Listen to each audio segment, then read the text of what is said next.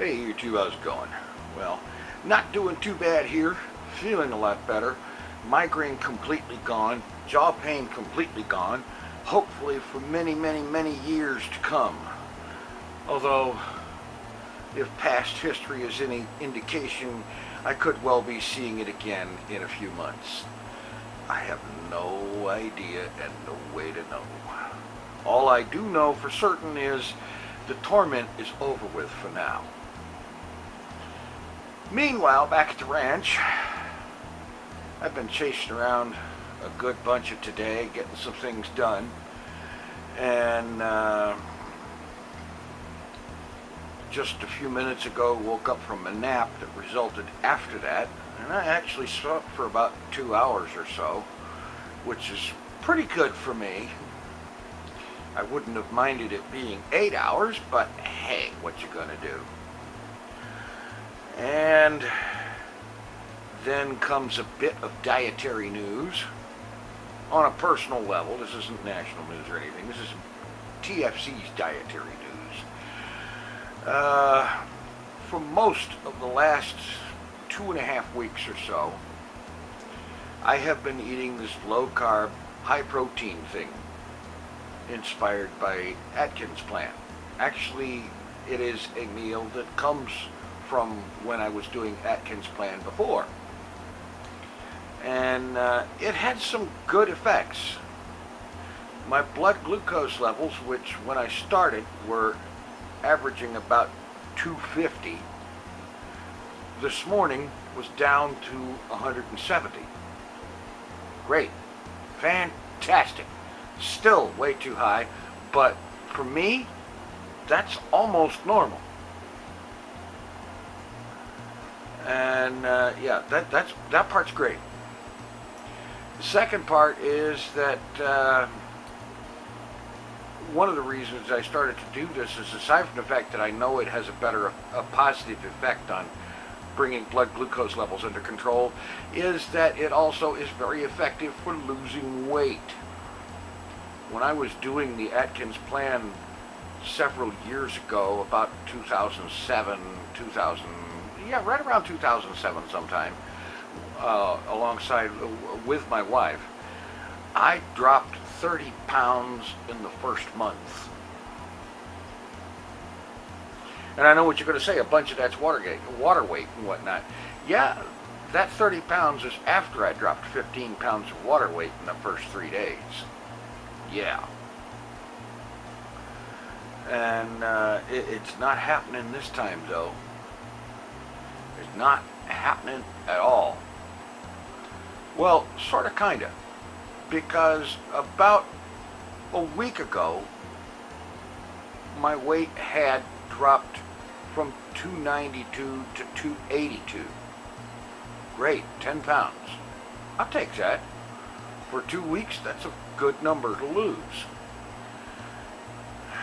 Yesterday I was on the scale again, and it's back up to 288. Now, I know there is fluctuations here and there, and this is the reason you don't weigh every day.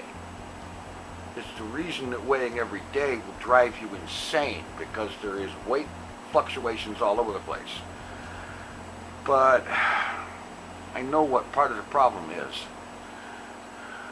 Well, actually, I'm not sure if that's entirely related to weight, but part of the problem is the hunger effect. Now, don't get me wrong, a certain amount of feeling this physical sensation of hunger is a good thing, because this is your body telling you that you are actually in need of eating something. That's fine.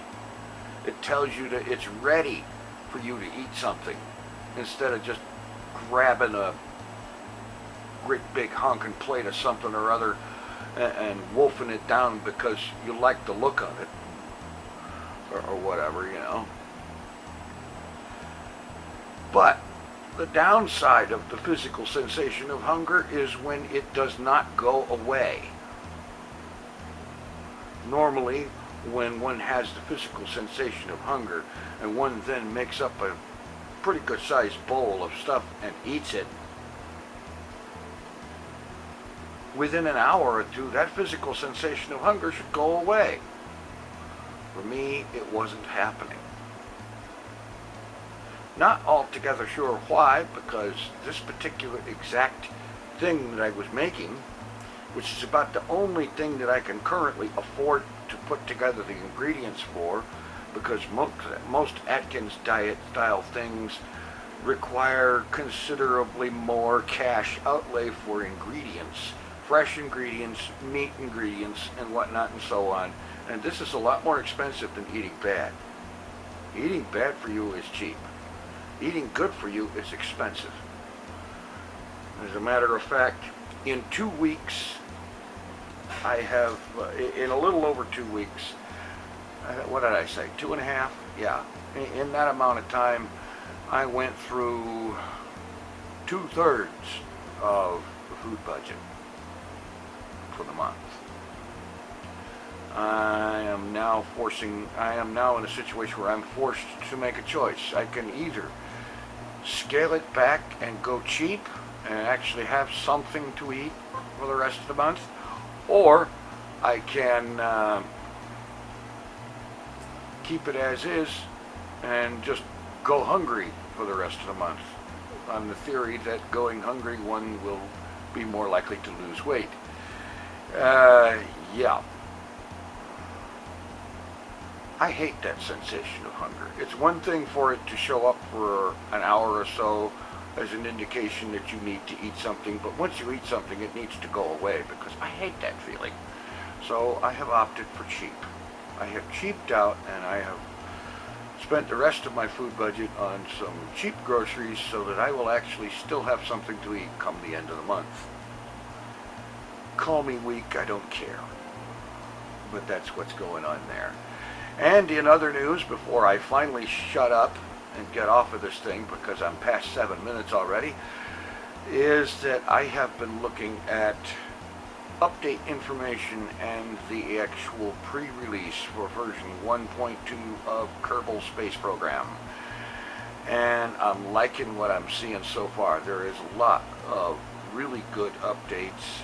A lot of bug fixing has been happening. Excuse me. I thought I'd be done with this video by the time that game started up. Yeah, but now that's another reason I have to shut up and get going.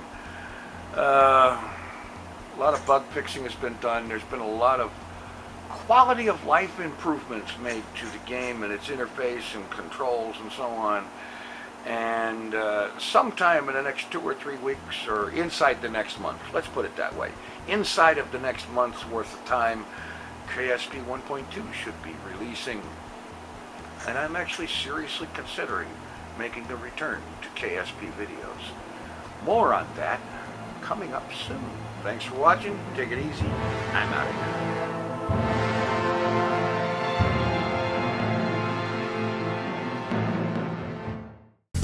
Mr. TinFoilChef.